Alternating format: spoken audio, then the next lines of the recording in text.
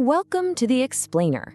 Today, we're going to dig into the unseen history of a place called Genesee County, New York.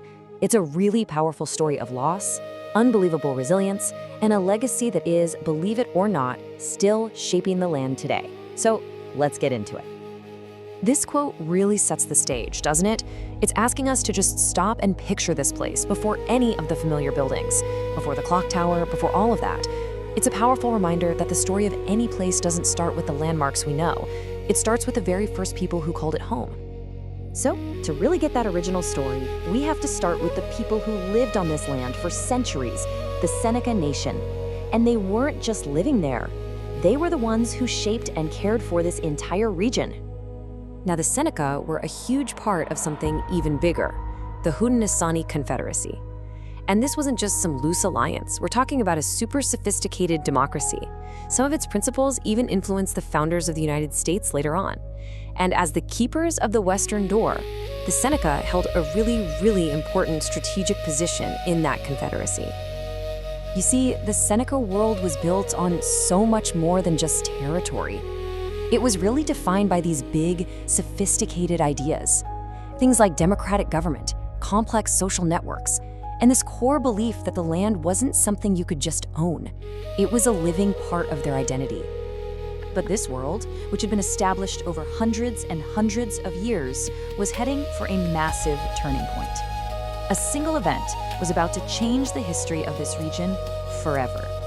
And that moment was the Treaty of Big Tree in 1797. Just like that, in one single transaction, the Seneca gave up enormous pieces of their ancestral lands. You know, this didn't just redraw a map on a piece of paper, it totally upended their way of life and swung the doors wide open for American settlement across the whole region. And this gets right to the heart of the whole thing. The conflict wasn't just about the words in a treaty, it was a head-on collision of two completely different worldviews. For the American negotiators, this was a legal deal, a step towards what they called progress. But for the Seneca, it was the devastating loss of their home. A truly somber, defining moment in their entire history.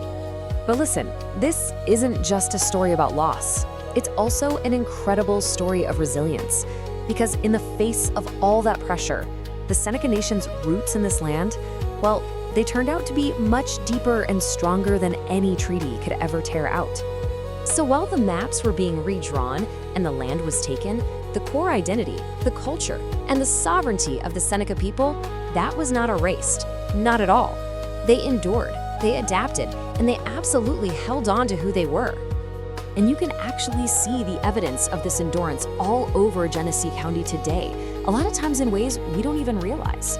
I mean, the name of the county itself, Genesee, the name of the creek, Tonawanda, these are not just random words on a map. They are living echoes of the land's original language and its true history. And we're not just talking about echoes from the distant past. The legacy of the Seneca and the Haudenosaunee is a living, breathing thing that continues to shape the community right now, in the present day. This legacy is thriving because of active, deliberate effort. It all starts with education. You know, correcting those oversimplified histories we might have learned. It continues with cultural preservation, this vital work of keeping languages and traditions alive. And it's all secured through the modern exercise of sovereignty, as native nations govern themselves and build their own futures. So what does all this mean for us today? For anyone who lives in this region, or is even just interested in it? Why does this unseen history matter so much?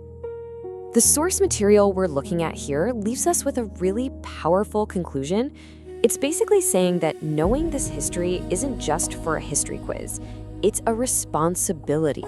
Acknowledging this fundamental truth is the absolutely essential first step if we want to build an honest and inclusive future together. And that leaves us with one final, really important question.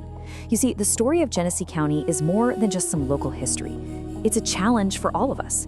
It asks every single one of us to look at the ground right under our own feet and think, what unseen histories, what enduring roots are just waiting to be discovered right here where we call home?